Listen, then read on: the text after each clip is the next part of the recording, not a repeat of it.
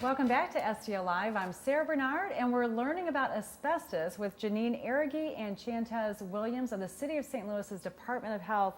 In the last segment, we've been talking about asbestos, what it is, where it resides in our homes and buildings, and the dangers if it's disturbed. Now, there's a new regulation related to air pollution and asbestos that was just passed. Can you tell us about that, Jeanine? Sure. A few years ago, the State Department of Natural Resources discontinued funding our local program, so for a number of years we've had limited resources to be able to regulate demolition and asbestos abatement activities. So this board bill that was passed a few weeks ago and signed into law by the mayor allows the City Department of Health to charge fees for permits for asbestos abatement and demolition activity so that we fund some staff in the program to be able to provide oversight in the community. Okay, so the fees collected help with servicing our community and more effectively and efficiently. Yes, correctly. Yeah. Correct.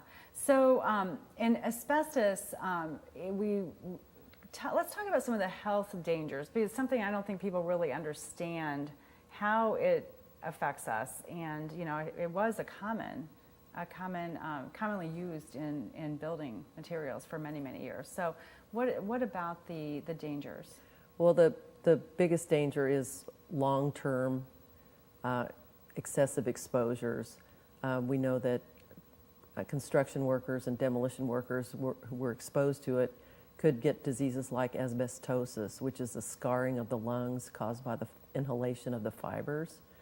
And then in some cases, there's an unusual disease called mesothelioma, which is a cancer of the lining of the lung that's caused by asbestos. And then lung cancer. And it's exacerbated in people who actually smoke as well as have asbestos exposure. Mm-hmm.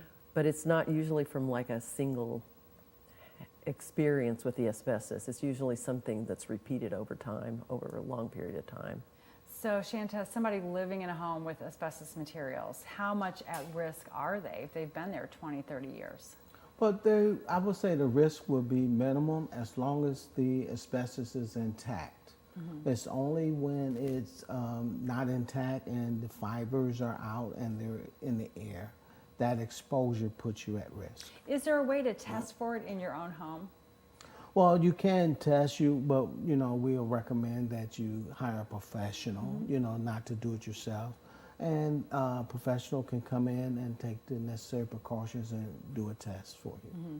So let's say you were talking in the last segment about floor tiles. Back in the 50s and 60s, floor tiles commonly had asbestos in them.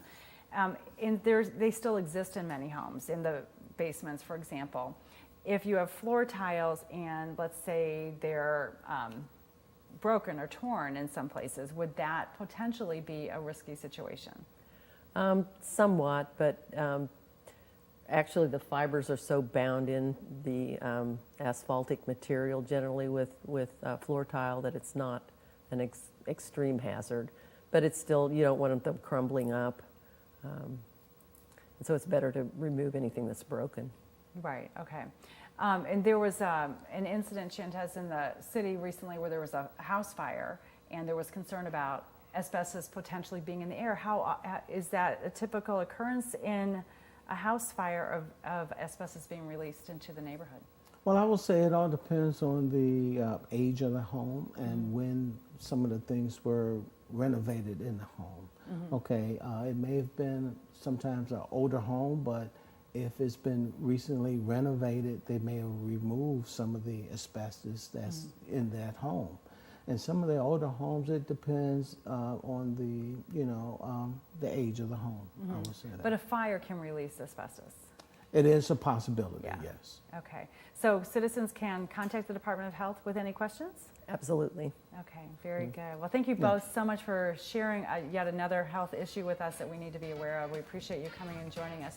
The City of St. Louis Department of Health can be found online at stlouis-mo.gov. There's more STL Live after this. Please stay with us.